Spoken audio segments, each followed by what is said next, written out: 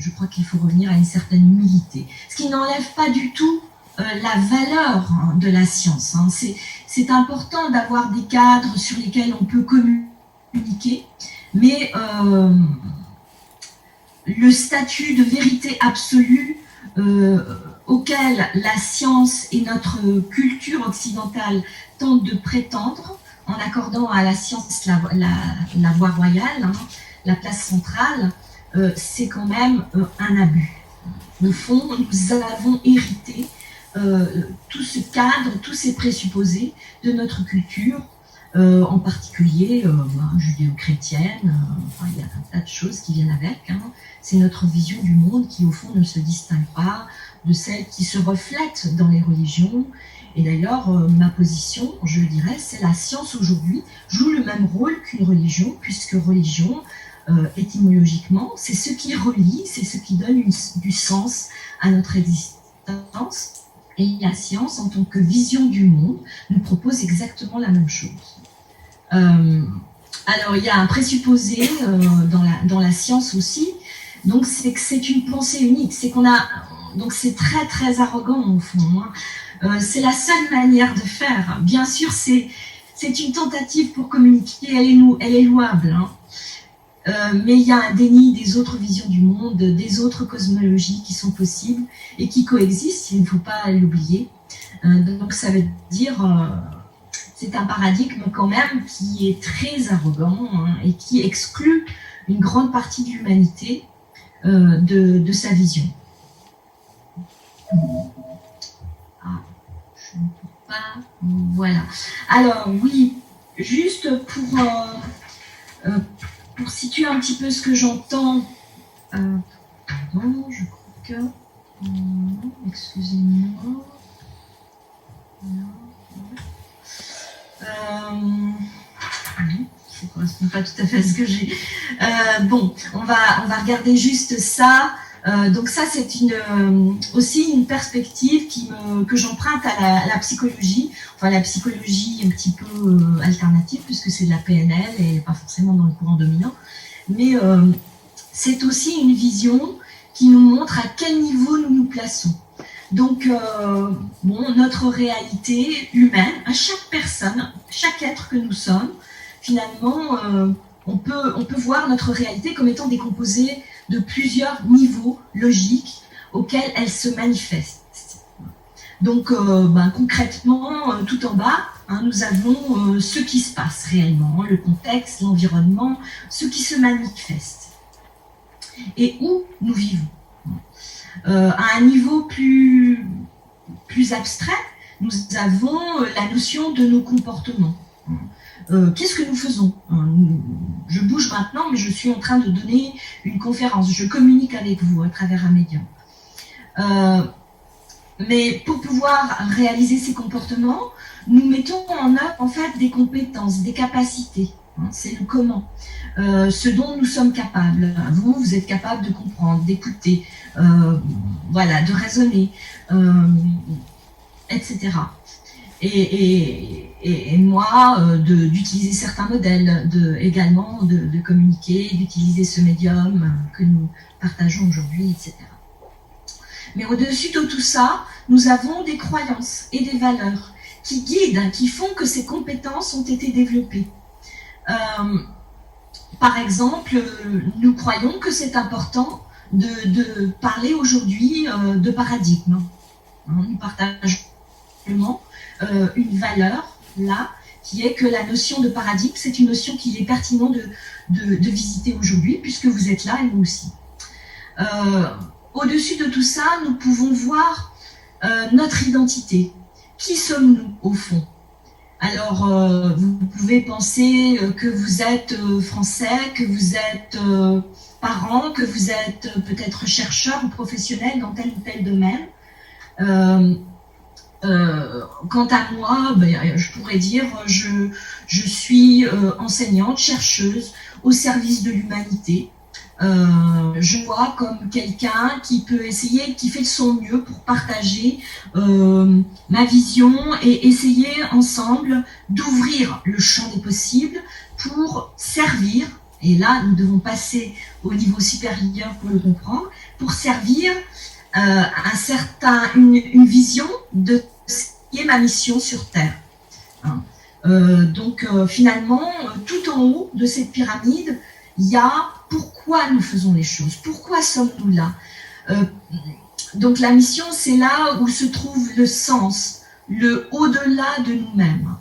Donc le cadre dans lequel nous voyons vivre, et donc notre vision du monde, hein, donc c'est de ça qu'on parle aujourd'hui, ça touche en tout cas à notre vision du monde, et cette vision du monde nous se manifeste en chacun par qu'est-ce qu'il est bon de faire pour moi, qu'est-ce qu'il est juste de faire pour moi, qu'est-ce qui est vrai de faire pour moi, en fonction de qui je suis. Voilà, donc c'est tout en haut de la pyramide hein, que nous positionnons aujourd'hui. Alors, il y a quelque chose qui me manque. Il y a quelque chose qui me manque, excusez-moi, mais donc, il me manque vraiment un paragraphe qui me manque, je ne sais pas pourquoi il a sauté. Bien, alors je vais...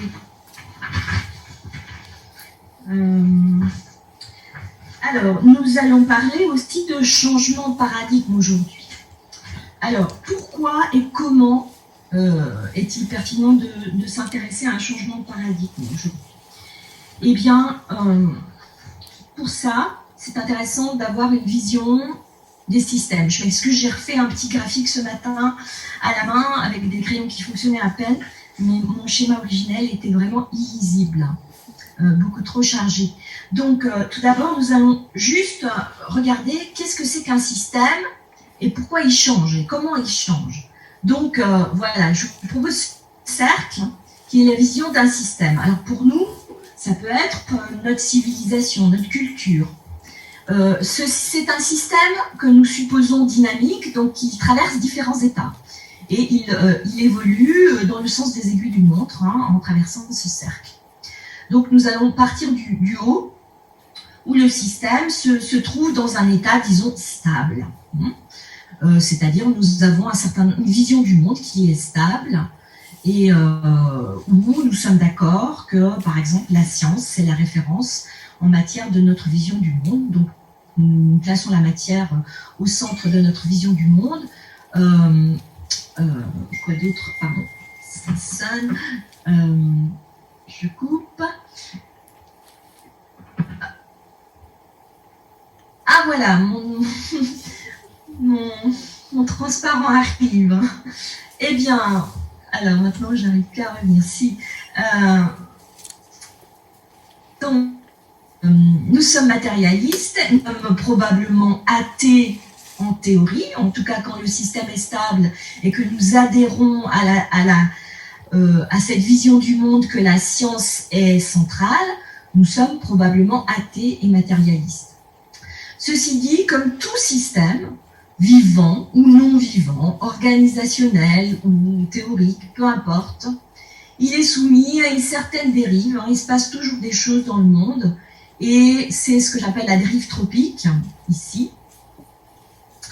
Et donc il y a des tas de choses qui se passent et qui vont amener, par exemple, donc si nous considérons l'édifice de la science, il y a toujours de nouvelles découvertes qui sont faites, de nouvelles réflexions qui sont amenées, et qui finalement vont nous amener dans ce que nous traversons précisément aujourd'hui, qui est une zone de tension.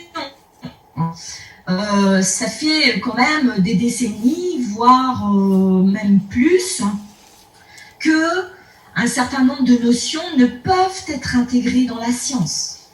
Donc elles sont mises dans un tiroir, on dit ok, ça ne fait pas de sens, tant pis, débrouillez-vous. Donc on les met dans le tiroir, dans le tiroir, dans le tiroir.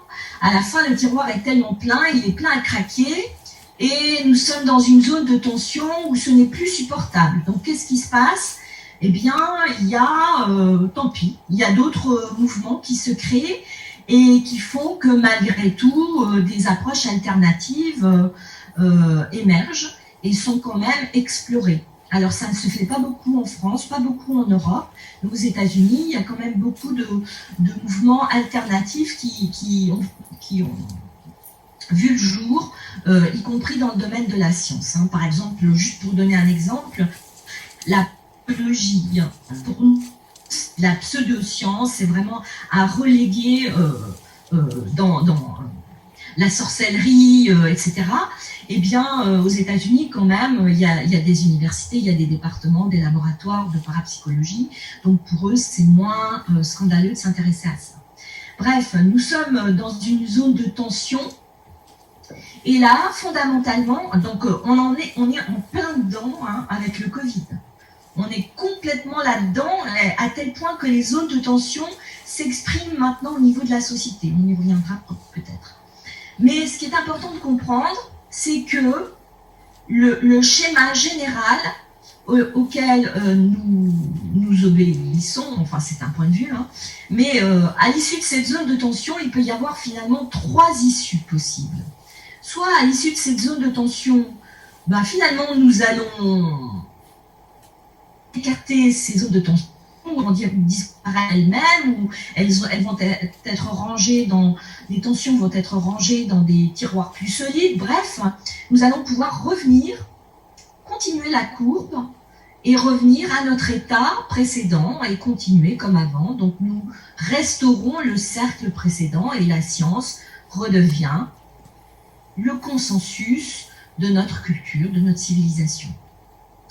Mais à cet endroit-là, qui est un point de bifurcation, il peut y avoir une autre issue qui est, nous allons prendre la courbe verte ici, qui est, nous allons intégrer ces nouveaux concepts, ces nouvelles notions, tout ce qui était dérangeant auparavant, ou en tout cas une grande partie, va être intégré à l'édifice, à la vision du monde, et nous allons assister à une métamorphose.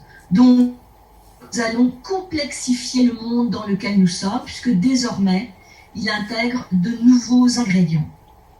Et nous allons partir sur une nouvelle courbe. Donc, c'est ce qu'on va appeler l'évolution. Alors, voilà. Donc là, j'envisage déjà la 3e possibilité. Donc, si ça ne se passe pas, si nous n'arrivons pas à intégrer ces nouvelles données, ces nouveaux faits, finalement, qui font partie de notre réalité, puisqu'elles sont venues à notre conscience, eh bien, nous allons éventuellement déstructurer le système, c'est-à-dire nous allons régresser. C'est aussi possible, donc ça serait une possibilité d'involution dans ce cas-là. Alors, je précise donc ici, je parle du système de la science qui traverse également de grandes étapes, de grands cycles. Et là, en fait, je suis en train de vous décrire la vision qui est celle de Thomas Kuhn, donc qui a écrit La structure des révolutions scientifiques, et qui décrit justement comment on change de paradigme, comment on peut voir que la science s'organise en grands cycles. Et mais ce que dit Thomas Kuhn, c'est que évidemment il y a de nouveaux concepts qui sont intégrés, etc. Mais la science ne procède pas vraiment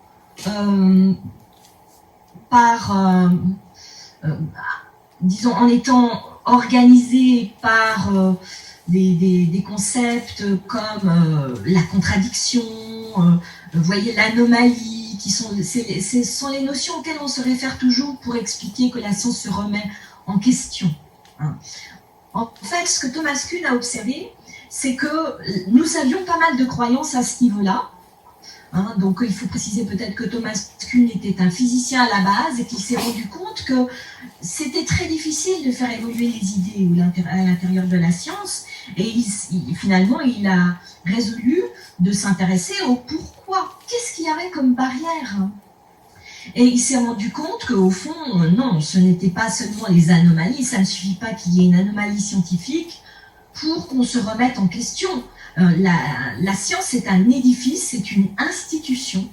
Et en fait, elle est gouvernée plutôt par des règles institutionnelles. C'est-à-dire, finalement, c'est une société. C'est une société et elle obéit à des règles qui sont similaires à celles que l'on voit dans la société en général. Donc, on y voit, par exemple, des luttes de pouvoir et finalement, il y en a un qui, à un moment donné, qui réussit à s'imposer. Donc, finalement, c'est analogue à ce qu'on voit en politique, en société de manière générale. Donc, nous avons une vision d'une science qui est peut-être idéalisée. Donc, il y a peut-être un décalage. C'est pour ça que je vous ai montré la pyramide avant. Donc, nous sommes dans les croyances. Ça ne veut pas dire que c'est la réalité. Ça veut dire qu'il y a un décalage. Nos croyances sur la science sont telles qu'elles sont. Et la réalité de la science, elle se manifeste, c'est-à-dire si on regarde maintenant les comportements, on voit des choses un petit peu différentes. C'est qu'il ne veut pas dire que c'est idéal et d'avoir ce décalage, ni que la science n'ait une utilité, une valeur quelconque, ne serait-ce que pour communiquer. C'est un langage commun. Alors, je voudrais juste... voilà, maintenant, nous allons...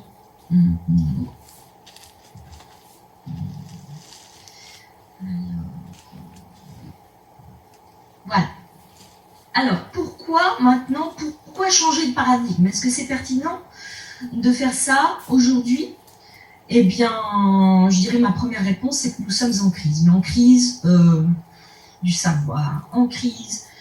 Alors, c'est pas la peine de vous décrire tout le tableau, puisque finalement, nous avons aussi une crise sociétale aujourd'hui, et en particulier maintenant, puisque nous sommes aussi en crise du Covid. Donc, c'est assez visible que partout, il y a un besoin de changement. La science elle-même, elle craque de partout.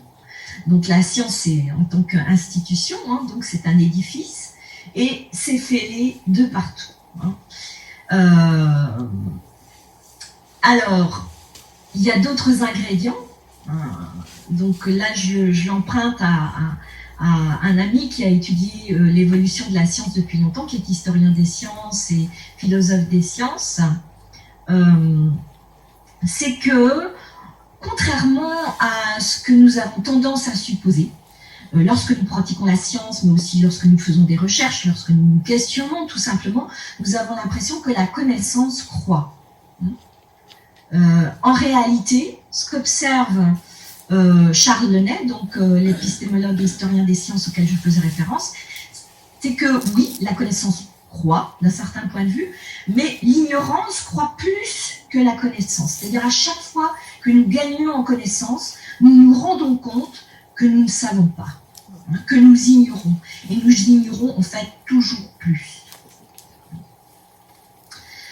Il y a un autre ingrédient qui est de poids aussi pour moi, qui suit quand même dans une discipline qui débouche sur des technologies, c'est qu'il y a la nécessité à un moment donné d'avoir un équilibrage entre la puissance technologique dont nous disposons et la sagesse dont nous disposons, dont nous sommes capables. Alors je ne vais pas m'étendre sur ces concepts, ce concept de sagesse, qui est un concept quand même sur lequel on pourrait discuter longtemps.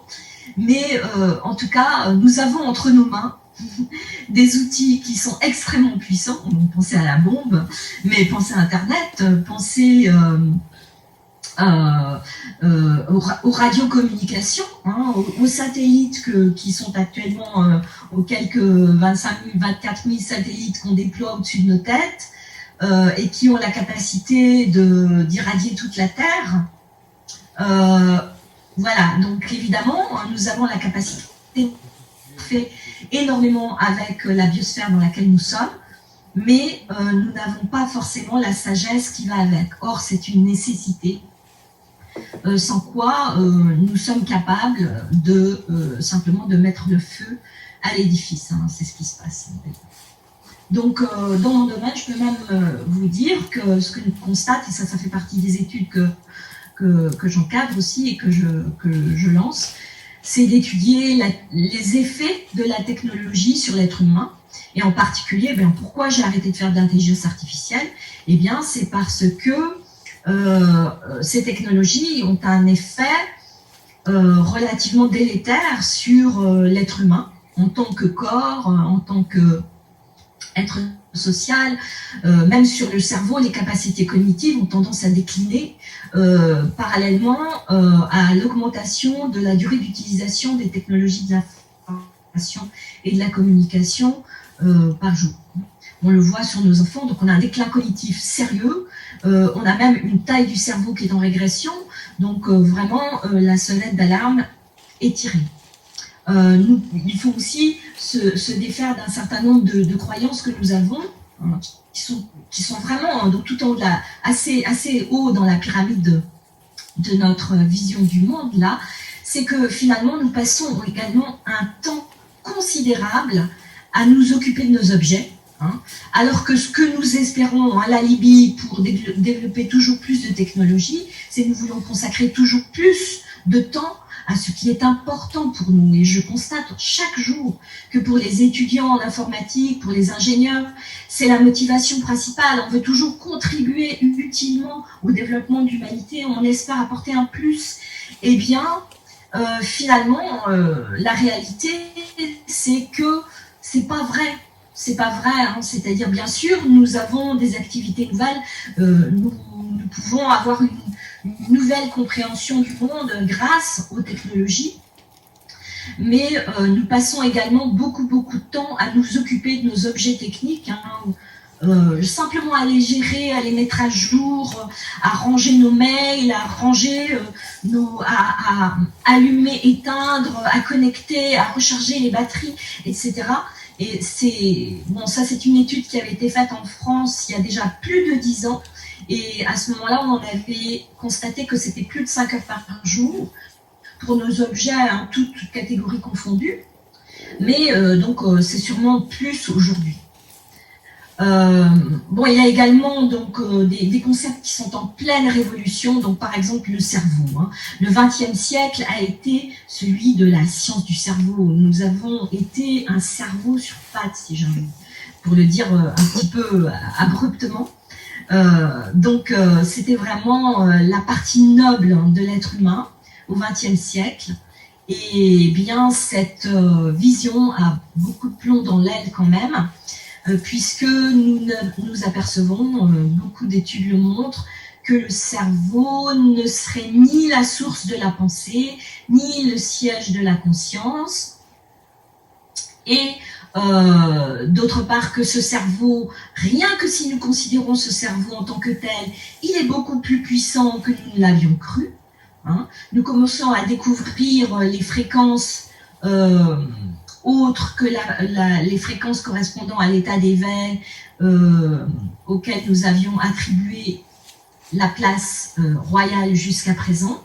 Les états de conscience modifiés sont étudiés par l'imagerie médicale en direct, et nous voyons que, lorsque nous sommes éveillés, que nous pensons comme nous croyons le faire en étant dans notre position optimale d'être humain, nous ne touchons qu'une toute petite partie du cerveau, mais que par contre, les autres régions du cerveau sont activées lorsque nous entrons dans des états de conscience modifiés. Donc tout ça, évidemment, on va questionner, mais qu'est-ce que c'est que connaître, Si la pensée, ce n'est plus connaître, si ce n'est pas suffisant, en tout cas, il va falloir réviser notre notion de connaissance.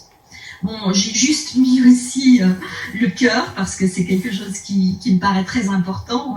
Nous redécouvrons ne serait-ce que l'organe du cœur. Le cœur a été complètement assimilé à un organe qui sert à pomper le sang et à le diffuser dans le corps, essentiellement. Tandis que le cerveau, dans la vision XXe siècle, était la partie centrale qu'il fallait surtout bien irriguer. On s'aperçoit que le cœur est beaucoup plus que ça, que c'est aussi une machine énergétique, que le champ magnétique du cœur est très important, que si nous considérons par exemple le processus de l'embryologie, nous voyons que le cœur apparaît, que l'emplacement du cœur apparaît dans l'embryon avant que le cœur ne soit formé, comme si c'était justement ce champ magnétique observable avant que le cœur n'arrive, ne se développe en tant qu'organe, qui présidait à cette émergence du cœur en tant qu'organe. Donc nous sommes vraiment face à de grands questionnements. Bon, l'eau, je pense que vous en avez entendu parler avec Marc-Henri. Il a dit, je crois que vous avez eu un exposé là-dessus. Donc, l'eau comme base de la vie, on la découvre juste. Donc, quand même, c'est pas des moindres. Hein, donc, c'est vraiment les fondements qui vacillent. Il y a aussi des notions comme celle du hasard, hein, qui a été vraiment utilisée pour façonner notre vision du monde et de nous-mêmes. Hein. Le hasard et la nécessité, c'est la base de la conception de l'être humain. Et oui, nous sommes forgés à partir de molécules et il y a une part de hasard dans la reproduction, voilà. Et c'est ce sur quoi nous ne pouvons pas mettre de nom. Donc c'est le fourre-tout un peu de la physique et même de la biologie. Donc c'est quand même un petit peu gênant d'avoir tout le temps ce concept-là. Bref, il y a beaucoup de choses qui vacillent, il y a beaucoup de notions très très importantes qui sont remises en question. Il y a un autre aspect aussi, c'est bon, la science, la relation entre science et vérité s'ébranle, et ceci pour de nombreuses raisons. D'une part parce que grâce à la technologie, donc à l'expérience que nous faisons, nous sommes confrontés à un pluralisme culturel, donc à une diversité. Nous ne pouvons plus ignorer que d'autres cultures existent, que d'autres perspectives existent, et cela est la source de pression qui s'exerce sur la vérité que nous revendiquons détenir en tant que tenant d'une culture comment dire, de la vérité unique, donc nous ne pouvons plus tenir cette position-là. D'autre part, il y a un besoin de sens et de transcendance qui sont insatisfaits. Donc c'est un petit peu jeté comme ça, hein, je vous jette en pâture. Mais de fait, nous avons dérivé et nous sentons bien. Alors, moi je m'appuie, j'enseigne ce genre de choses et j'aime bien adopter le point de vue emprunté notamment aux anthropologues, etc., qui nous montrent comment la vision du monde, le sens que nous donnons aux choses est en adéquation. Il doit être en adéquation avec l'expérience que nous faisons. Or, nous faisons des expériences qui ne sont pas soutenues par l'édifice de la science, ni même complètement par les édifices religieux, même s'ils sont un petit peu en arrière-fond aussi, mais certains s'y raccrochent. Eh bien, ce n'est pas totalement satisfaisant. Cet héritage religieux, en fait, il faut dire qu'il est associé à une expérience de vie qui est profondément imbriquée avec les pratiques agricoles. Hein. Le monothéisme et les religions, autant chrétiennes que judaïques, que le judaïsme, sont liées aux pratiques agricoles. Hein. Le Dieu unique, le monothéisme, c'est un Dieu qui donne la terre, qui gère la terre. Voilà, on est dans le foncier.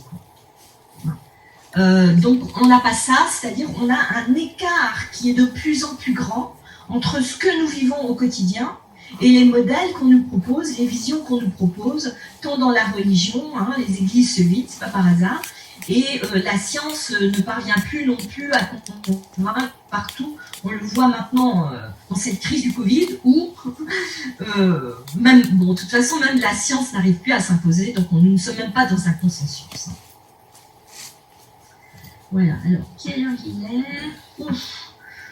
Voilà, donc juste pour vous donner un aperçu du fait que le cerveau n'est plus aussi dominant, enfin en tout cas la conception du cerveau change, hein, ça c'est la conférence 2020 sur Beyond the Brain, donc au-delà du cerveau. Pardon. Oh, il est déjà 13h.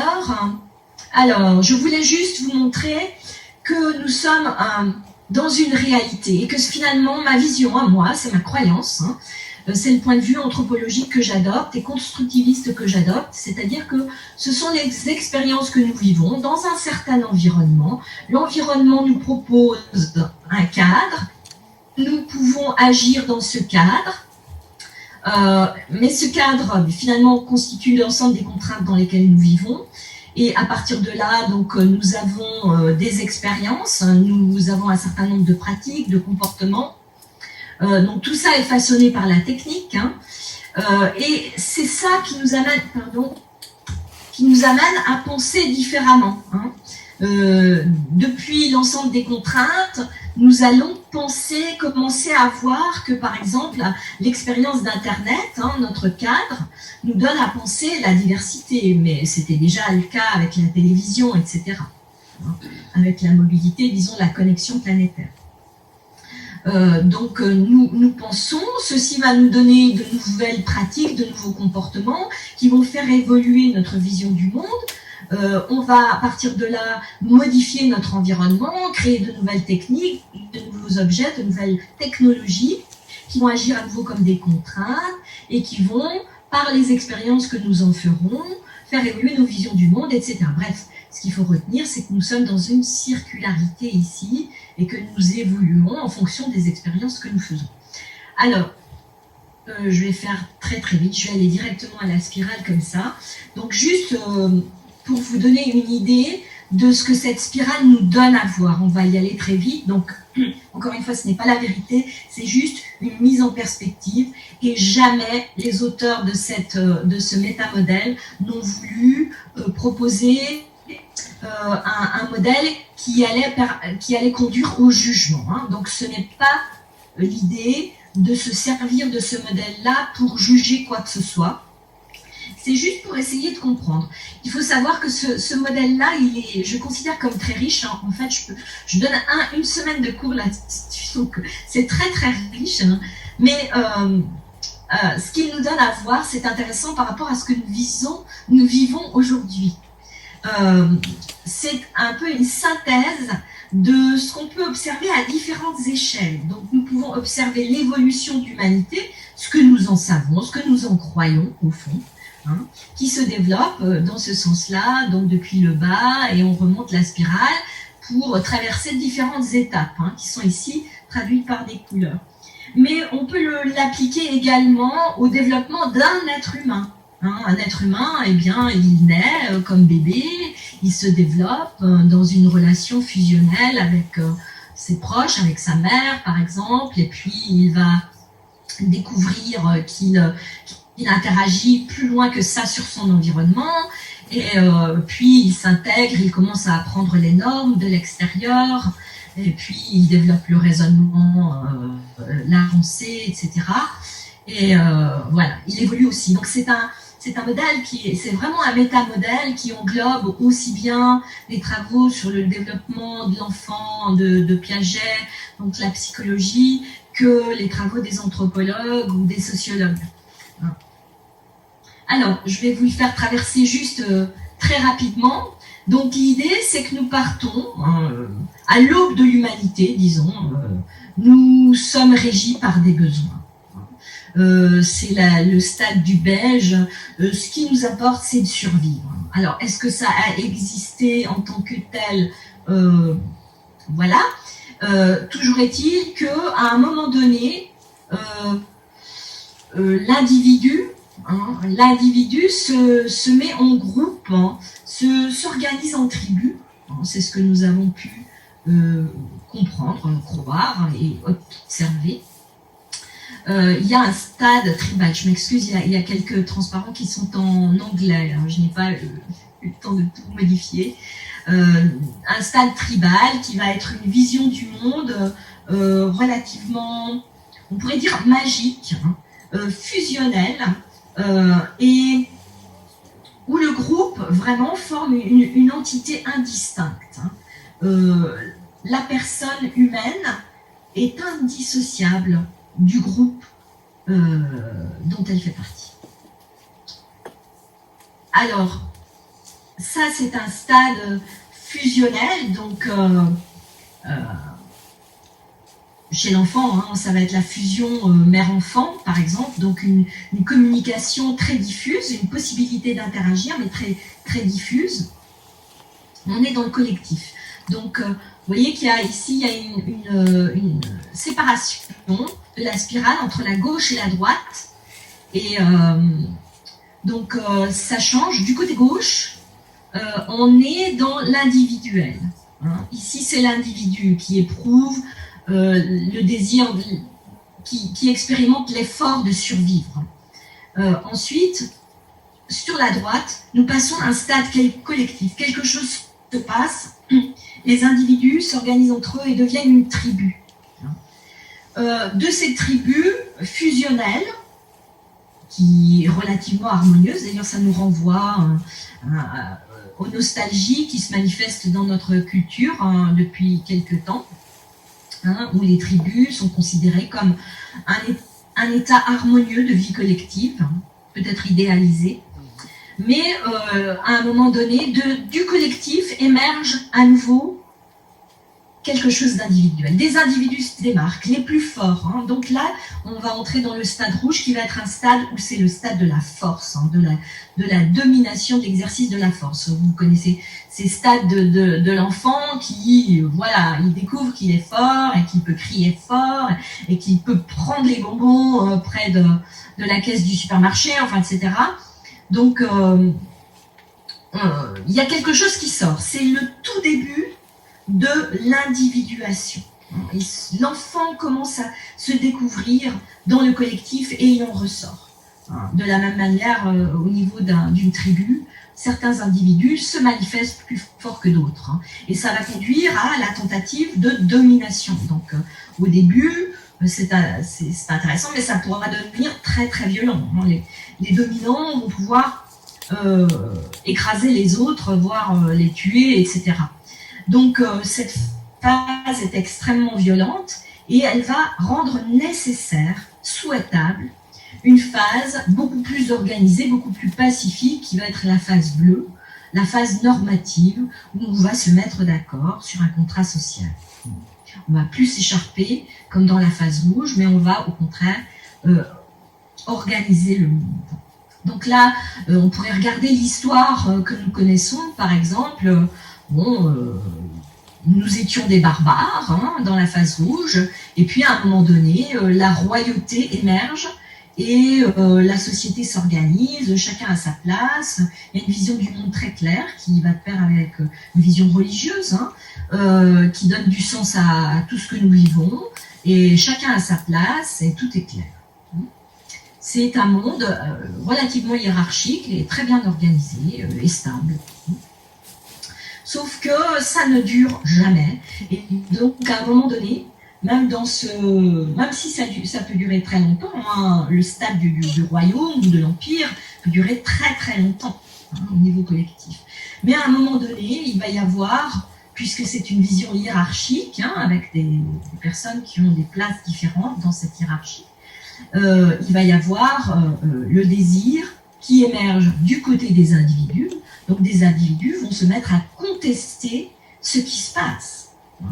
Celui qui est tout en haut de la hiérarchie, le roi, l'empereur, bref, n'est pas le meilleur, c'est pas celui qu'on voudrait. Donc on commence à instaurer des critères pour organiser la hiérarchie. Donc ça devient l'ère de la compétition, de l'individualisme. Donc c'est là où nous sommes si nous adoptons la perspective économique, par exemple, mais aussi si nous regardons, par exemple, les systèmes de formation. Ce sont des systèmes qui sont basés sur le raisonnement, sur l'individualisme, la compétition, que les meilleurs gagnent, et on les mettra tout en haut.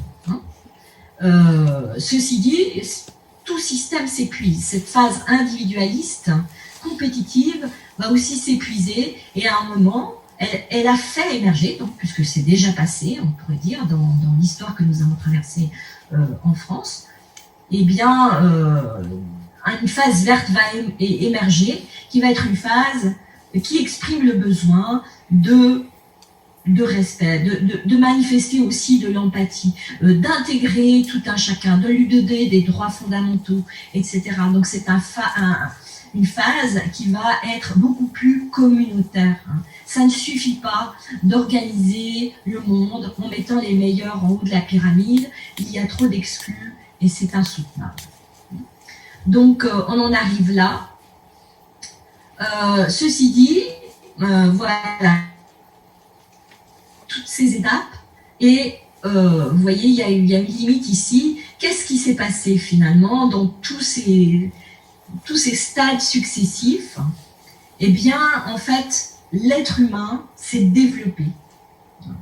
Il y a eu un processus d'individuation. Donc, en fait, c'est comme une gestation.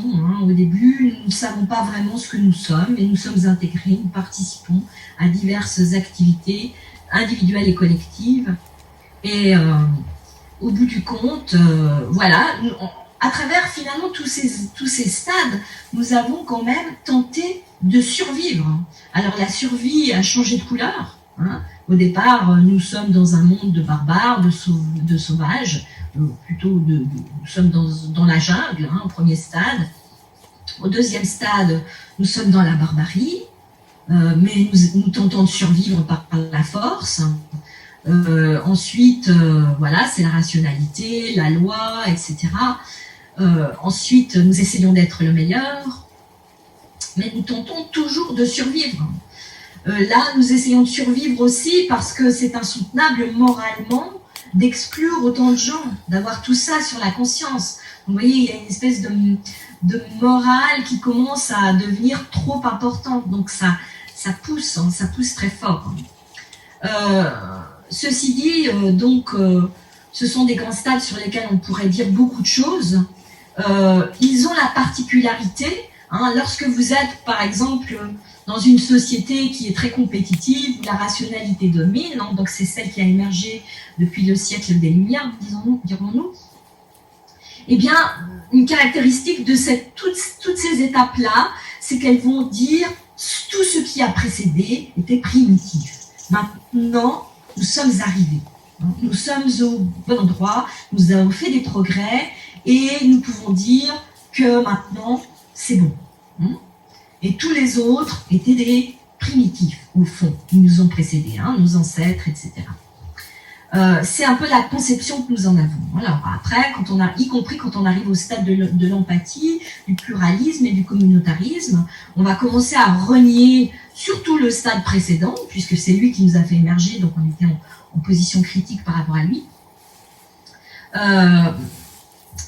Mais on est toujours avec l'idée que maintenant, nous sommes arrivés, nous savons. Et c'est ça qui est en train de basculer.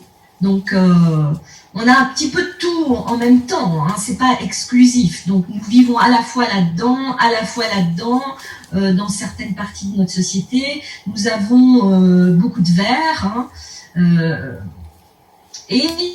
mais ça ne suffit pas. À un moment donné, il faut se rendre compte que tout est nécessaire. Tout cela fait partie de nous. Et nous passons au-delà de la ligne pointillée, qui est le deuxième cycle de la spirale, et c'est ça ce qui nous arrive maintenant. Donc tout le premier cycle, c'est le cycle de l'ego, de la formation de l'individualité. Et au-delà de ce premier cycle, dans le deuxième cycle, c'est au-delà de l'ego.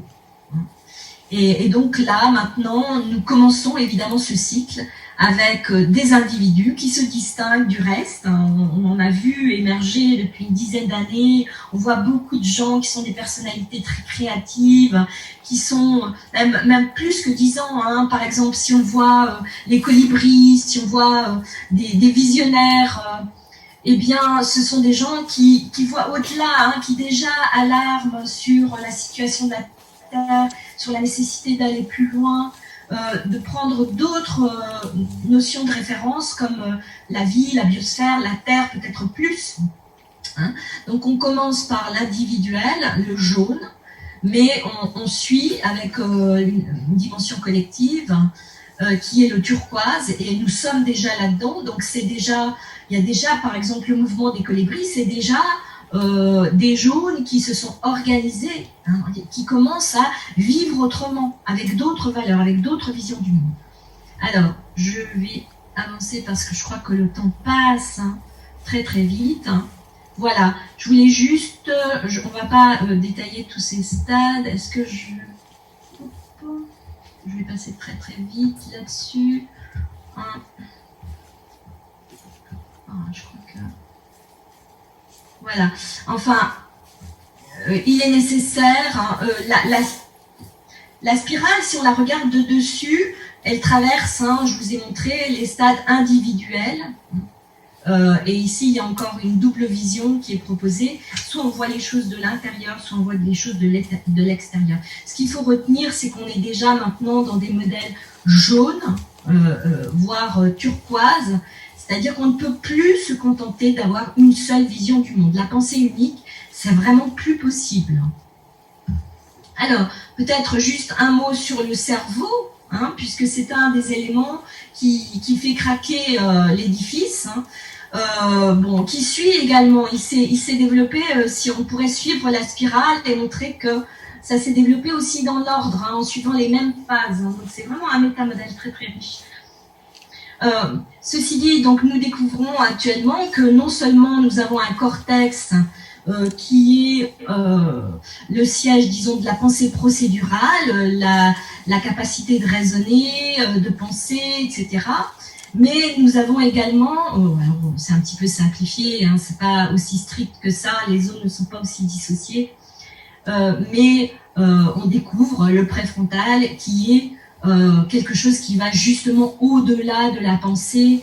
Donc autant la pensée a beaucoup de difficultés à adresser les situations inconnues, elle n'est pas faite pour ça. Notre capacité de penser, notre cortex ne sait pas comment appréhender la nouveauté. Il est complètement paniqué dans ces situations-là. Donc, il va y avoir justement un feedback qui va être renvoyé au niveau du reptilien et qui va correspondre à un signal de stress. Donc, qu'est-ce que ça fait? Eh bien, ça fait on veut pas voir, on veut rien savoir. Voilà, par exemple, nous on devient très agressif. Voilà, on a tout le tableau là maintenant dans le débat qui a lieu avec les tenants et du masque, pas du masque, du vaccin, pas du vaccin, le Covid c'est une réalité, le Covid c'est un mensonge, etc. Donc on a tout qui s'affronte. On pourrait aussi avoir ça comme réaction au stress. Au stress on a 3 réactions possibles, l'agression, le déni, l'immobilisme, on est paralysé. Voilà, donc tout ça s'ouvre maintenant, on a tous les états de conscience qui sont explorés. Nous allons découvrir l'inconnu, donc la face visible, ce que nous pouvions décrire jusqu'à présent. Maintenant, on doit l'appréhender. Il y a des notions qui sont très importantes, qui émergent aussi, mais je crois que je vais passer directement à la dernière...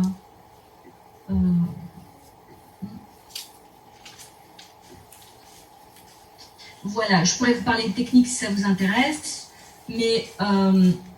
En résumé, à quoi cela nous mène-t-il?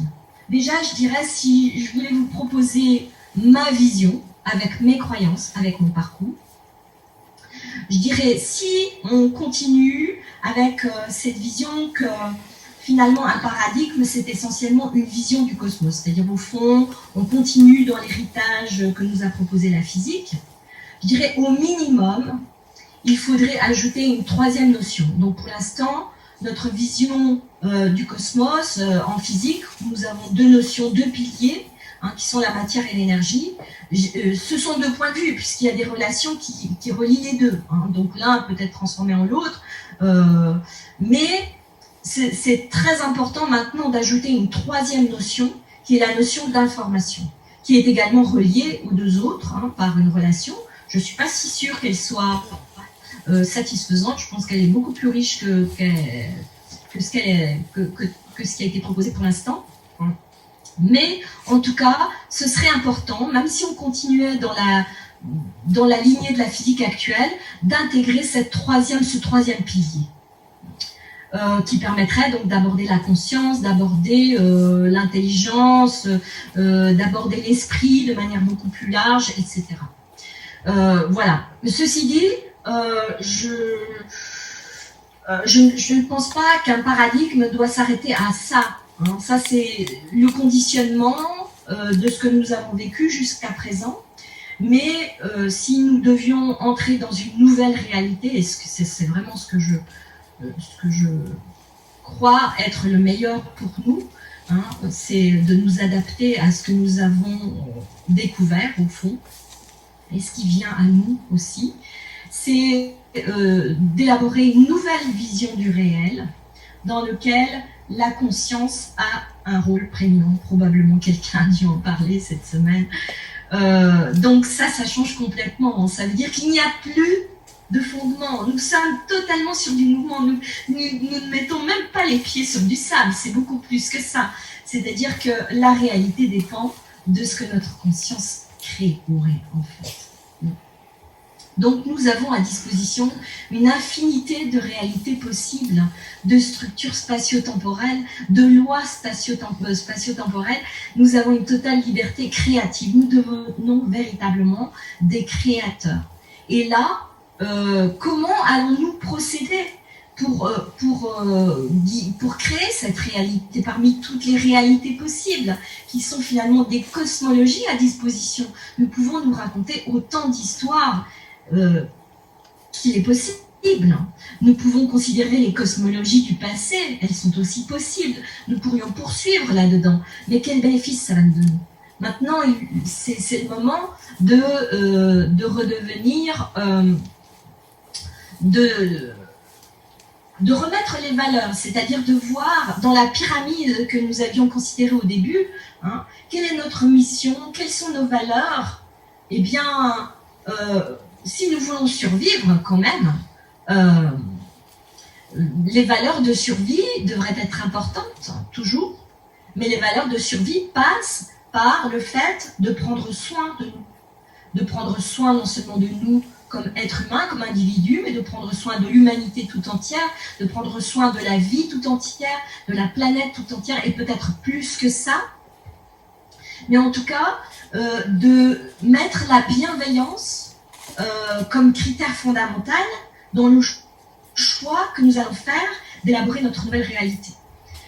Donc je crois vraiment, et c'est ce que j'ai voulu vous montrer à travers la spirale, c'est que quand nous passons au deuxième cycle, hein, avec le jaune, le turquoise, le corail, il y a d'autres couleurs qui viennent encore, eh bien nous arrivons en fait à la souveraineté. Nous sommes déjà individués. Nous disposons déjà d'un ego. Nous avons fait cette expérience. Et le deuxième stade, c'est maintenant, voilà, l'ego est là. Qui sommes-nous? Quelle responsabilité allons-nous prendre?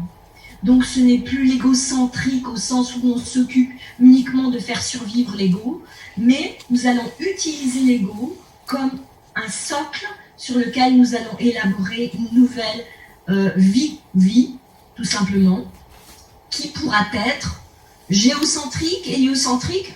Il faut oublier que nous ne sommes pas encore là, hein. Même si la science a fait sa révolution copernicienne, nous sommes fondamentalement, comme êtres humains, dans nos quotidiens, nous sommes toujours très centrés sur notre ego. Hein. Peut-être biocentrique, peut-être cosmocentrique. Toujours est-il que je crois que l'ère de l'obéissance, hein, de l'enfant qui se défend, qui essaye de se constituer, est vraiment révolue. Et nous passons donc de l'obéissance à l'engagement. Il s'agit de retirer l'épée maintenant, hein, Excalibur, pour devenir quelque chose qui est à créer. Et ce que je crois, c'est que rien n'arrive par hasard. Je vais vous raconter juste peut-être, bien que je n'ai pas exploré tous les points que je pensais explorer, on le verra dans les questions, dans la discussion, mais le coronavirus, voilà, le coronavirus, c'est la couronne, c'est-à-dire être sous... Peut-être sortir de... voilà, j'ai plus accès à l'écran. Pour sortir du partage d'écran.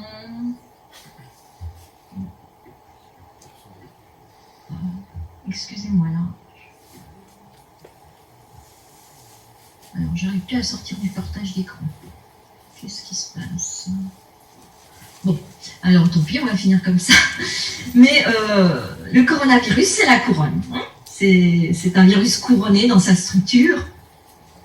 Et il se trouve que par hasard, vous connaissez probablement le travail de Lauterwasser, hein, qui met en relation certaines fréquences qui peuvent agiter des surfaces et créer des motifs sur des surfaces comme sur de l'eau ou tout autre liquide. Eh bien, j'ai une petite application qui reproduit le même travail qu'avait fait Lauterwasser pour créer des motifs et les examiner à partir de certaines fréquences qui sont diffusées, donc des musiques, peu importe. Et il se trouve que j'ai une petite app sur mon iPhone qui fait ça. Et j'ai fait défiler les notes par hasard. Et à un moment, j'ai fait défiler la note Si, j'étais à la note Si en 432 Hz, et je vois apparaître la forme du coronavirus. Vraiment, avec les petites pointes, avec tout ça. Et ça correspondait à la note Si. Alors maintenant, si on change de culture et qu'on applique à soi le pluralisme des visions, la note Si, dans une autre culture, correspond au chakra coronal. Rien n'est par hasard, donc il a été bien nommé. Voilà, résonance avec le chakra coronal, c'est celui qui nous ouvre au deuxième cycle de la spirale. C'est la connexion avec plus grand que soi. Voilà, donc c'est une petite observation que j'avais faite tout à fait par hasard en janvier ou février, quand on commençait à parler de ce coronavirus en Chine. Et voilà, donc là nous entrons de plein pied dans la vision. Donc je vous propose d'aller vraiment au-delà du cadre rigide que la science nous a proposé, hein, et d'intégrer la connaissance. Hein. La connaissance, étymologiquement, ça vient de connaissance. Hein. Donc c'est nous naissons avec, ce avec quoi nous naissons.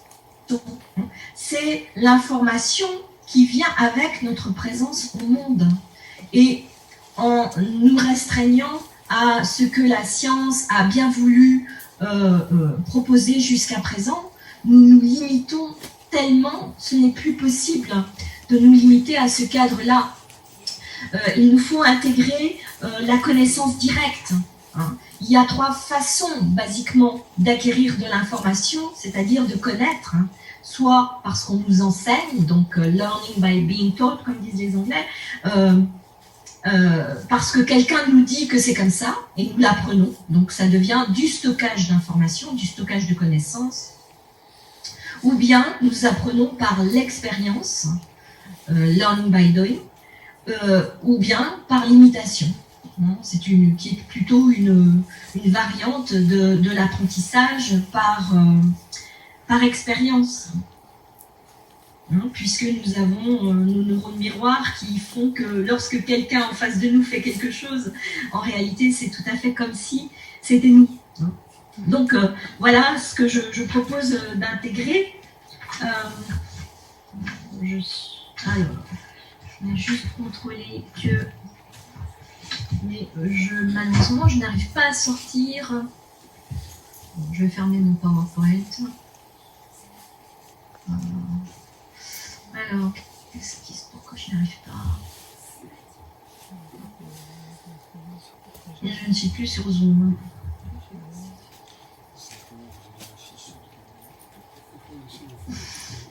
Alors, qu'est-ce qui se passe? Oups.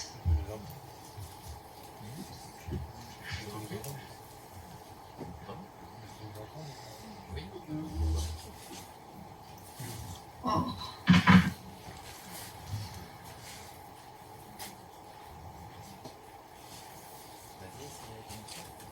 Oui, tu m'entends, Michel?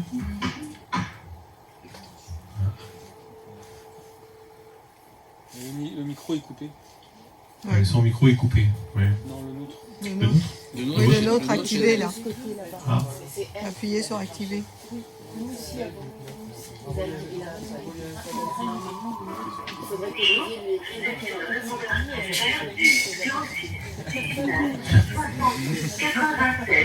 Ah, ça va. Merci de laisser un message après le bip.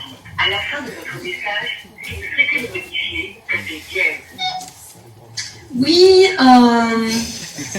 oui, c'est Michel. Ah, ça y est, j'ai le contact à nouveau. Oui. Voilà. Voilà, alors je vous vois à nouveau. Voilà. Mais nous, on te voyait toujours, on t'entendait J'ai perdu toujours. l'image à un moment. Elle nous entend pas. Voilà. Donc je suis désolée, c'était un peu trop long. Dont on aurait pu parler, comme la notion de vérité, qui dans ce cadre que j'ai proposé, eh bien ça, c'est remplacé, vérité ou fausseté, évidemment c'est remplacé par quelque chose qui se réfère maintenant à soi, comme la sincérité. Donc on fait appel à notre discernement. Nous entrons dans une réalité multidimensionnelle de fait. Voilà. À vous maintenant, j'ai vraiment trop parlé. Voilà. Tu nous entends là? Oui, je vous entends. Parfait. Bon, ben c'est bien. Alors on va aller directement sur un petit quart d'heure de questions, réponses. Qui aurait déjà un premier commentaire à faire directement? C'est juste un commentaire par rapport à la notion d'information qui est connectée à la notion d'entropie. En fait, c'est la même notion et qui pour moi est très liée à cette capacité que l'on aurait de donner du sens. Et au niveau du sens, il me semble, enfin c'est ma croyance d'aujourd'hui, que le sens ne nous vient pas d'en haut. C'est à nous de le donner et de le choisir. Et c'est peut-être une part de cette révolution qui a lieu.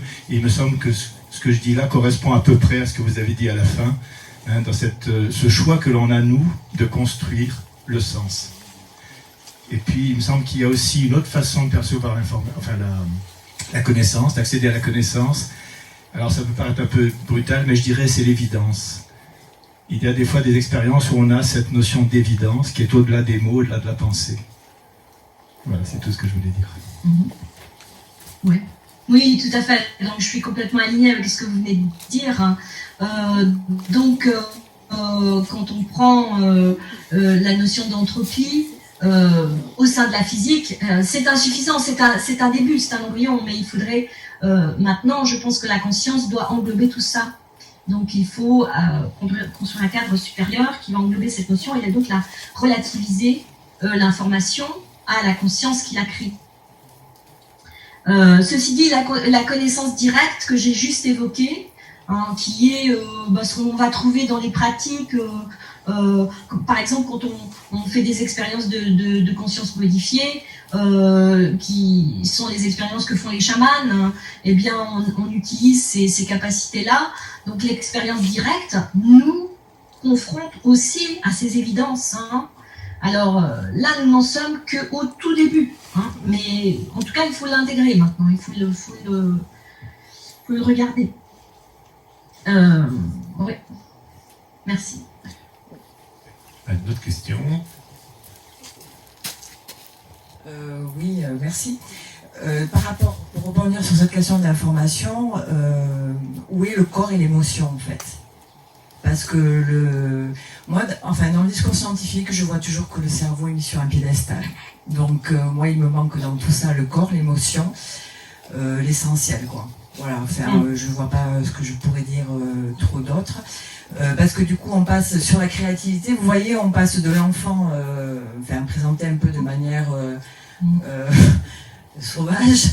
C'est pas trop ma vision, mais sur la créativité. Où à un moment donné, on est sur l'eau, le cerveau et le corps. Le corps, les viscères, le cœur, le corps, et l'émotion. Et l'espace-temps. Alors il apparaît un petit peu sur la fin. Justement, il y a l'espace-temps des arbres, oui, l'espace-temps du corps. Où est-ce qu'on en est aujourd'hui dans l'espace-temps du corps? Moi, c'est une vraie question qui me taraude beaucoup. Et je trouve qu'elle peut peut-être faire ce lien avec la créativité. Le fait d'être créatif, voilà. Je ne sais pas ce que vous en pensez. Oui, alors merci de poser cette question-là. C'est vrai que j'ai parlé des limitations, hein, du fait que nous ne pouvions plus rester dans l'étroit édifice de la science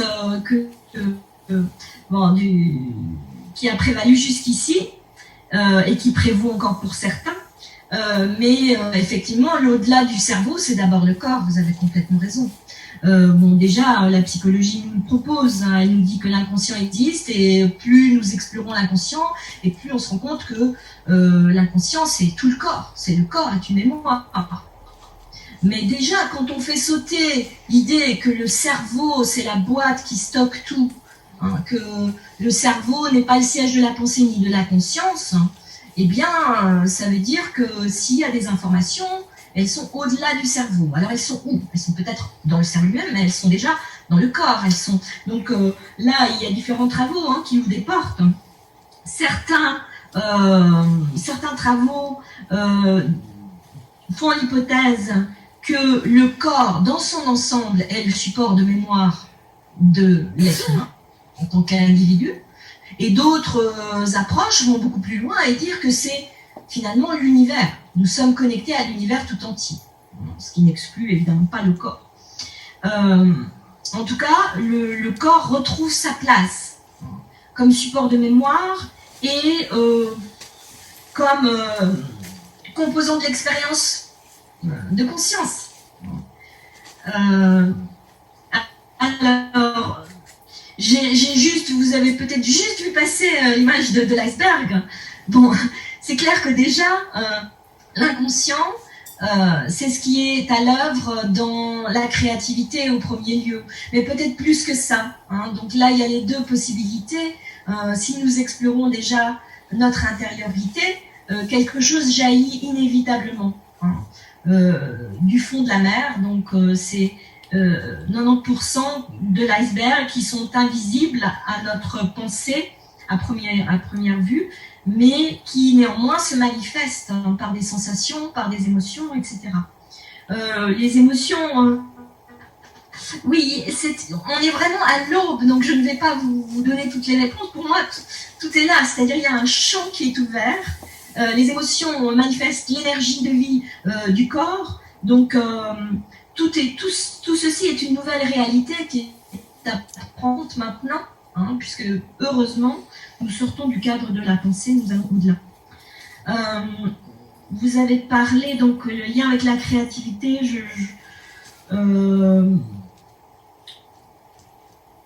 j'espère l'avoir fait. Bon, il y a beaucoup de choses, le cœur, je l'ai juste mentionné. Le cœur, vraiment comme carrefour émotionnel et mental et cosmique, énergétique. Là, il y a beaucoup de choses qui s'ouvrent, c'est-à-dire une fois qu'on commence à prendre en compte ceci, il y a beaucoup de choses qui sont là ensemble, l'univers devient beaucoup plus vaste, et donc il y a une notion qui émerge et qui, à mon avis, est très importante, c'est la notion de cohérence. La notion de cohérence, même au niveau psychologique, on l'aborde. Si vous faites quelque chose qui n'est pas en accord avec vos valeurs, ne serait-ce que si on considère cette fameuse pyramide des niveaux logiques, si vous avez des valeurs et que vous agissez au contraire de ces valeurs, il y a une incohérence qui va vous faire exploser. La maladie va en être la manifestation, par exemple. Donc tout ceci nous ouvre un champ énorme pour réappréhender, remodeler notre expérience. Je m'excuse, le deuxième point que vous aviez évoqué, c'était quoi? Vous aviez évoqué deux points. Le deuxième, c'était...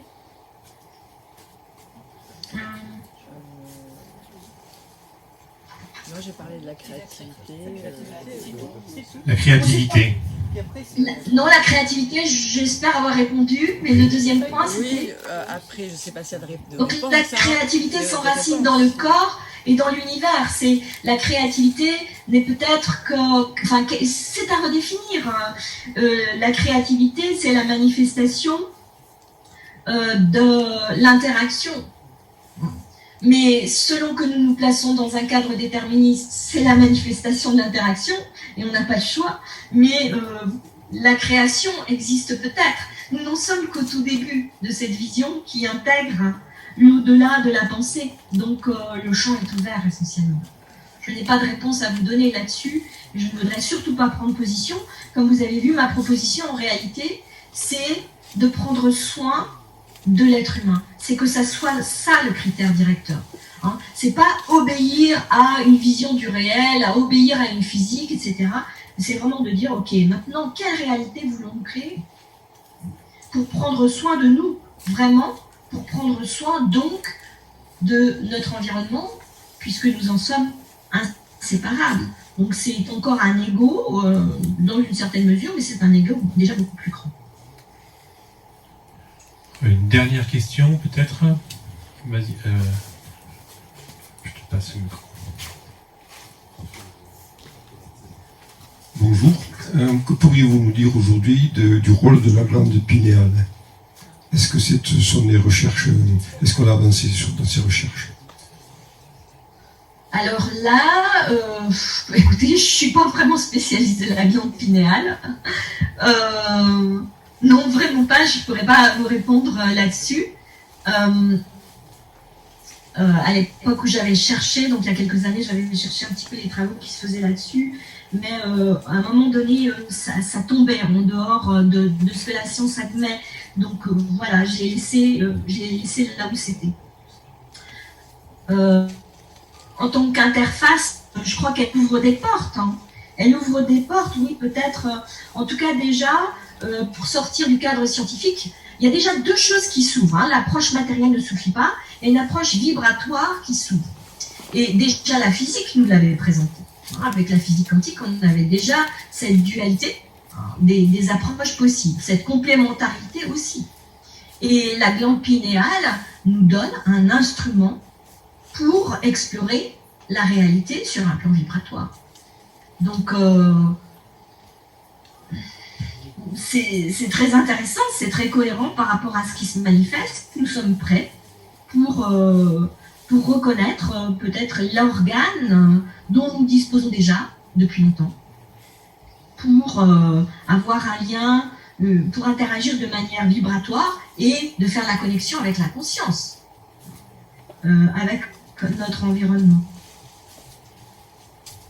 Et pour rejoindre tout ça, finalement, la question qui a été posée tout à l'heure aussi sur le corps, hein, donc nous pouvons interagir vibratoirement avec nos cellules, avec notre corps.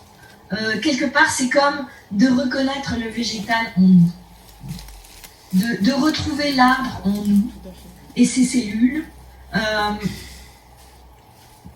Tous les stades de développement que nous avons visités dans la spirale, à travers toutes les manifestations du vivant dont nous pouvons témoigner, elles sont explorables par la connaissance directe et probablement, enfin c'est ma compréhension actuelle, la glande pinéale participe à l'élaboration de cette perception et de cette nouvelle image de la réalité. Toute dernière intervention. Toute dernière intervention, oui. D'ailleurs, vous avez en partie répondu à... C'est quelle place aujourd'hui la musique des plantes dans ce nouveau paradigme? Ah, ouais, très belle question. Eh bien, je crois que... Vous voyez, quand on a une vision du monde, une cosmologie, c'était les religions avaient ce rôle-là aussi. Elle nous donne les valeurs fondamentales. Tout est dérivé de là. Ça nous dit qu'est-ce qui est vrai, qu'est-ce qui est beau, qu'est-ce qui est juste. Donc ça nous donne les trois directions qui après vont se décliner en valeurs plus détaillées. Et actuellement, nous avons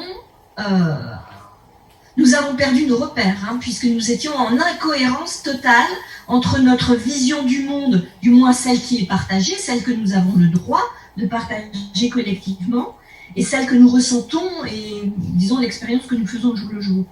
Donc, nous avons perdu ces trois guides fondamentaux. Le vrai, le beau et le juste. Et là, je crois que si nous arrivons à nous affranchir et à laisser derrière nous cette mue, cette vieille peau, et ouvrir le champ des possibles, nous avons de nouveau accès à ce guide. D'abord, ce que je vous ai proposé, c'était d'être bienveillant envers nous-mêmes et envers la vie. Donc, pour ma part, je place la vie comme guide suprême. C'est comme cela que j'oriente ma mission, là, y compris maintenant.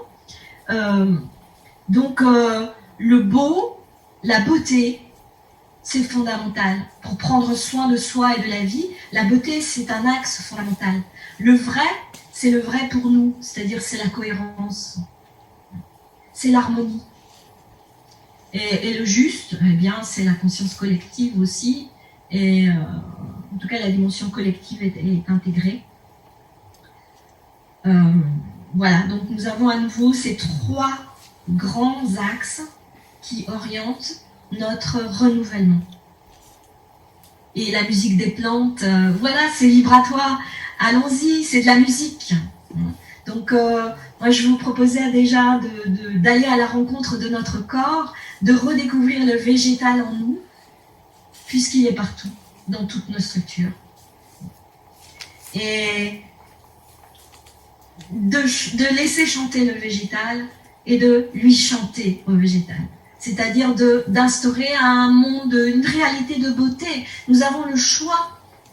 Alors, donnons la priorité à la beauté, à la musique. Merci Michel. Je crois qu'on peut remercier Michel de sa...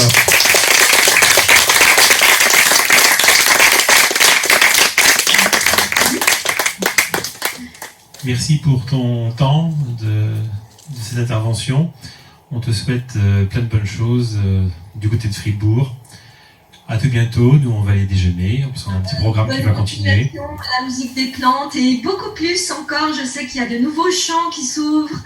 Et voilà, la musique, la beauté. Il y a énormément de choses, oui. L'information va nous permettre d'aller encore beaucoup plus loin et de travailler avec notre cœur, avec notre esprit et tout ce que nous sommes, notre intégralité. Et ça promet d'être très très beau, je me réjouis, vraiment. Merci pour ces belles paroles. Bonne journée à toi et à tout bientôt.